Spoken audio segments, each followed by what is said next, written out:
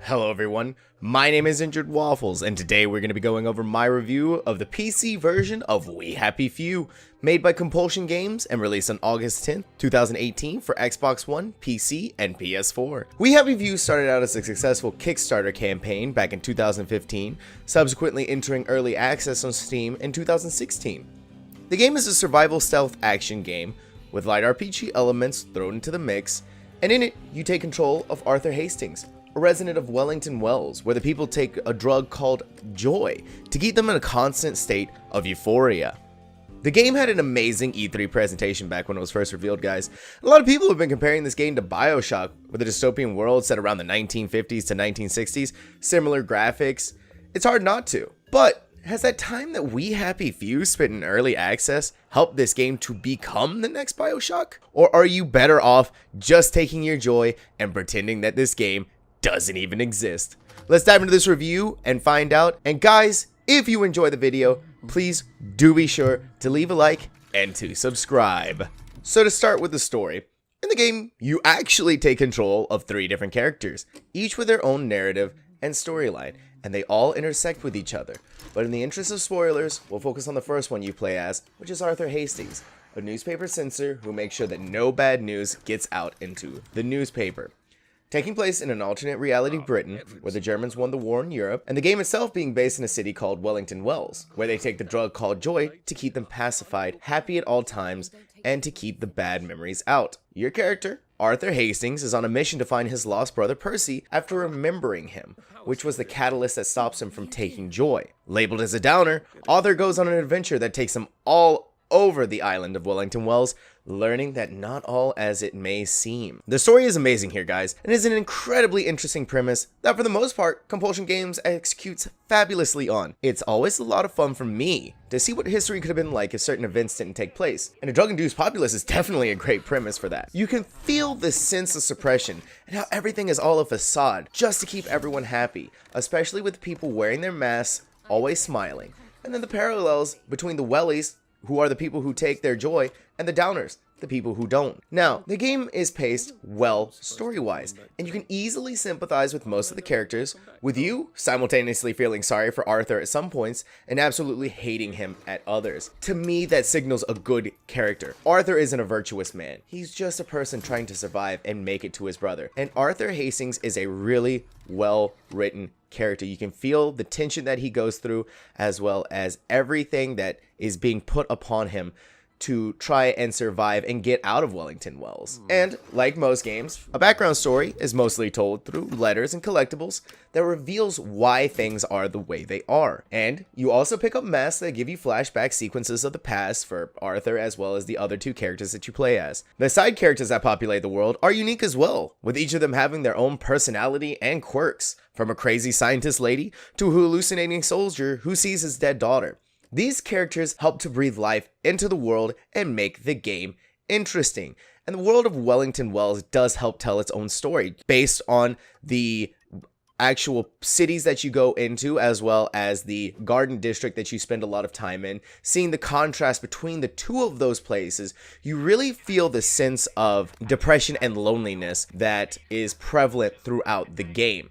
Very solid story here, guys, and definitely the highlight of We Happy Few. And this, unfortunately, brings me to gameplay. The game is set up as a survival stealth adventure game with light RPG element, and it falls flat in most areas, guys. Like most survival games, crafting is a big deal, along with managing sleep, hunger, and thirst, as well as making sure that you don't take too much joy. The management system isn't too overly tedious, and the one thing that I like is that instead of killing you for one of those meters deplete, you instead suffer nasty side effects that can be easily gotten rid of by just doing eating, sleeping, or drinking. And crafting is relatively simple, with you just needing to find the correct materials in order to craft the item that you want. The problem here that I had with the game, guys, is that for some of the recipes that you need to make, especially for some of the more important items, it is incredibly hard to find what you need, and it's just incredibly tedious to go out there and get it. And it's also disappointing because it's just a simple crafting system. Find the workbench, craft this,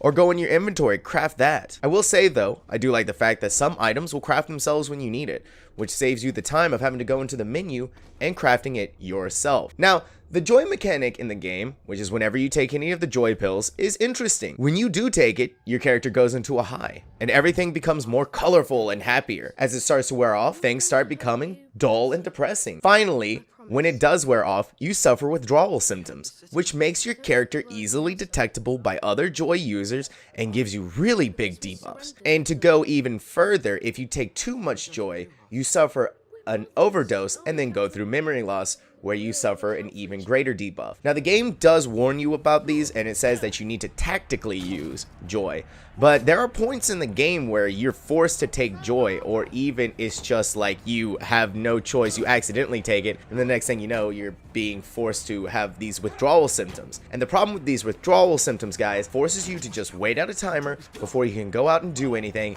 and it's just so boring. And that's what a lot of the systems in We Happy Few is just waiting. Now, the most disappointing part of We Happy Few for me is definitely the stealth system. Firstly, being the fact that the enemy AI is wildly all over the place when detecting you. It never seemed consistent with how often or not they found out where I was. And when they did find out where I was, it was inconsequential, because it's just so easy to run away from them or kill them and then hide in the nearest hiding spot where they won't even attempt to find you.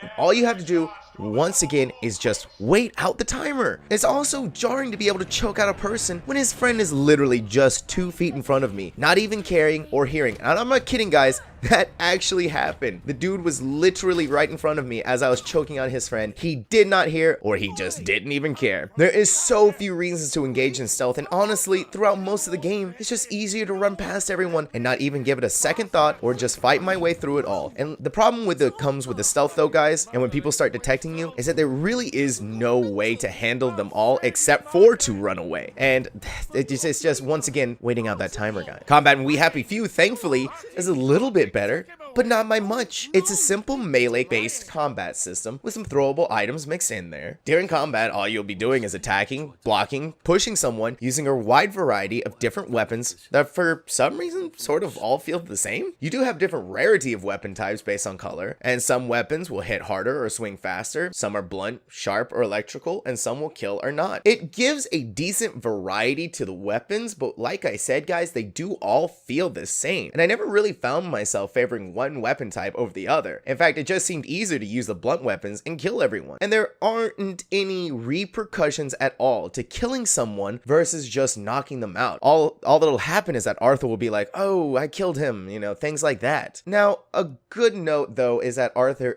did feel very responsive to button presses. Whenever I wanted to block, he blocked. Same goes for attacking. You also have a shoving system that breaks people's guards. That worked well too. You shove them once, it breaks the guards, shove them twice, it pushes them over. Overall, the combat was mostly boring. A lot of enemies going down in a couple of swings. Not very fun or engaging in my opinion. Now, the RPG elements in the game are light, where when you complete quests, you get points that you can put towards leveling your character up, giving you different bonuses, such as more health, hitting harder, or not getting detected as easy. The leveling system is nothing out of the ordinary that you wouldn't find in most survival games, and nothing to really complain about here. And of course, guys, you also do have a stamina system in the game. Basically, whenever you do any action, running, jumping, attacking, it uses up a stamina bar. The stamina bar can be upgraded, so that way you can use more of it through the leveling up system. It's decent at first, and it doesn't really detract anything, because it does make sense. Your character will get tired doing all of these things, and it never really felt like it got in the way of anything either. It did help me to pick my battles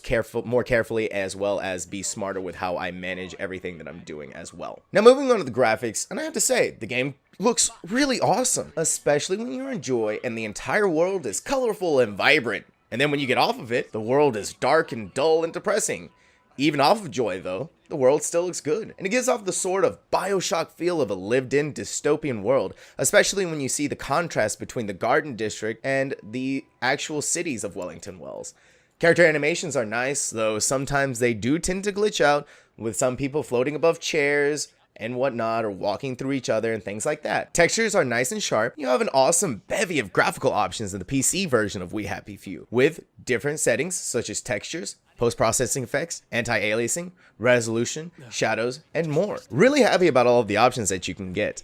Although that brings us into the performance of this game. Now, I ran this on a 1080 Ti with an i7 8700K, and I have to say, this game runs like absolute garbage. Whenever you are out in the overworld, the frame rates are all over the place. Garden District is a little bit better, but when you're in actual cities, the frame rate tanks.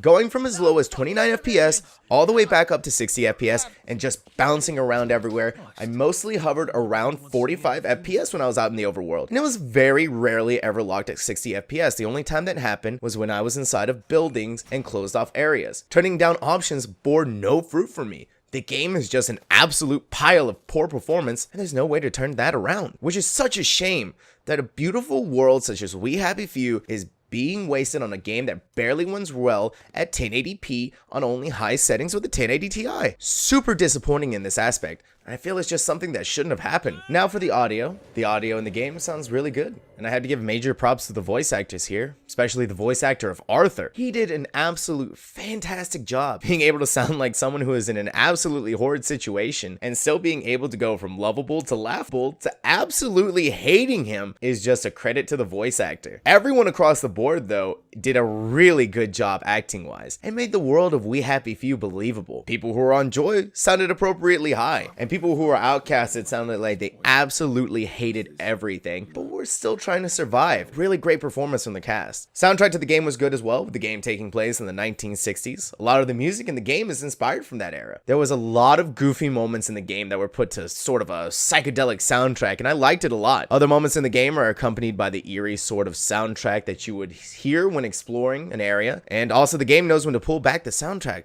to give you that nice sense of isolation. Now, the rest of the game also does sound good, with weapons sounding appropriate to the type that they are when hitting a person, giving a decent thwack or a nice slice and things like that. But something that doesn't translate very well is the impact of the weapon. When using a giant pipe, it didn't feel or sound like I was hitting a man with a giant pipe. Kind of disappointing in that respect, and it just felt like it kind of loses that translation, like I said, when hitting someone. We Happy Few is a disappointing game, guys. I was really hoping that this game would come together and be something awesome, but between tedious combat, boring stealth mechanics, a bland crafting system, a leveling up system that's okay at best, and very poor performance, this game was a giant letdown. It was a lot of fun at first, but quickly started to wear out and become monotonous as the game moved on. At the end, I was just running through the paces. Didn't care about stealth, just killing everyone that I came across. Like I said, no repercussions. This is a shame too, because the story and characters are so good that I wish they could have been in a better game. Guys,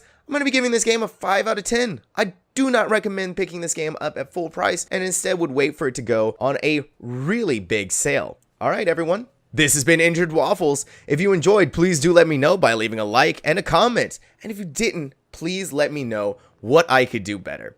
And as always, everyone, I will see all of you in the next video. Goodbye.